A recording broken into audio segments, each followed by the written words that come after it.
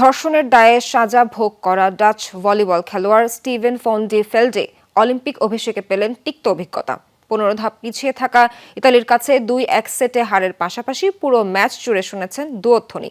12 বছরের এক ব্রিটিশ মেয়েকে ধর্ষণের অভিযোগ প্রমাণিত হওয়ায় ক্যারিয়ারটাই শঙ্কার মুখে পড়ে গেছে ডি ফেল্ডের। খেলা দেখতে আসা দর্শকদের মধ্যে তার অংশগ্রহণের বিরোধিতা করলেও কেউ বলছেন সাজা ভোগের পর দ্বিতীয় সুযোগ তার প্রাপ্য। নানা চমক ও বিতর্ককে সাথে নিয়েই চলছে এবারের প্যারিস অলিম্পিক। প্রথমবারের মতো স্টেডিয়ামের বাইরে অলিম্পিকের জমকালো উদ্বোধন যেমন হয়েছে, খবরের শিরোনাম ঠিক তেমনি ইসরায়েলের অংশগ্রহণের বিষয়ে কমিটির দ্বিনীতিতে বইছে সমালোচনার ঝড়। এবার ধর্ষণের দায়ে জেল খাটা নেদারল্যান্ডসের এক বিচ ভলিবল খেলোয়াড়কে অলিম্পিকের সুযোগ তৈরি করে দিয়ে তৈরি হয়েছে নতুন আলোচনা।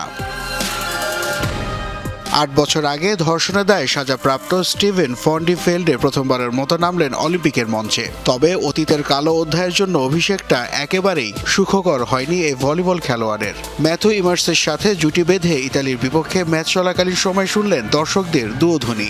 শেষ পর্যন্ত 2-1 সেটে হেরে যায় তার দল। প্রায় 1 দশক আগে 12 বছরের এক ব্রিটিশ মেয়েকে ধর্ষণের অভিযোগ ওঠে ডি ফেল্ডের বিরুদ্ধে। 2016 সালের জানুয়ারি মাসে ইংল্যান্ড থেকে গ্রেফতার করা হয় তাকে। অভিযোগ প্রমাণিত হওয়ায় 4 বছরের কারাদণ্ড হয় তার। শঙ্কার মুখে পড়ে ডি ফেল্ডের ভলিবল ক্যারিয়ার। তবে 1 বছর সাজা ভোগের পর দুই দেশের মধ্যে সম্পাদিত এক চুক্তিতে তাকে দেশে ফেরায় নেদারল্যান্ডস। এরপর 1 মাস কারাগারে থাকার পর ডাচ আইনে তাকে মুক্তি দেয়া হয়। এমন গুরুতর অপরাধে জড়িত একজন অ্যাথলেটকে অলিম্পিকের সুযোগ করে দেয় মিশ্র প্রতিক্রিয়া দেখা গেছে খেলা দেখতে আসা দর্শকদের মধ্যে। অনেকেই তার বিরোধিতা করলেও কেউ কেউ বলছেন সাজা ভোগের পর দ্বিতীয় সুযোগ তার প্রাপ্য। একজন নারী হিসেবে চিন্তা করলে সত্যি বিষয়টি খুবই স্পর্শকাতর। এমন পরিস্থিতি কখনোই সমর্থন করি না আমি। এর মাধ্যমে নারী ও শিশুদের কি বার্তা দিচ্ছি আমরা? নিঃসন্দেহে সে ভুল করেছে, সেজন্য কৃতকর্মের সাজা ভোগ করেছে ডি ফেল্ডে। তবে দিন শেষে মাঠের খেলাটাই উপভোগ করা শ্রেয় এবং আমি এটা উপভোগ করতেই এখানে এসেছি।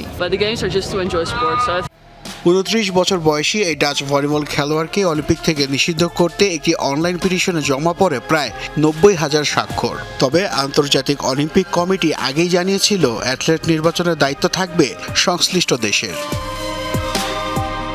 নাসিফ শুভ, যমুনা স্পোর্টস।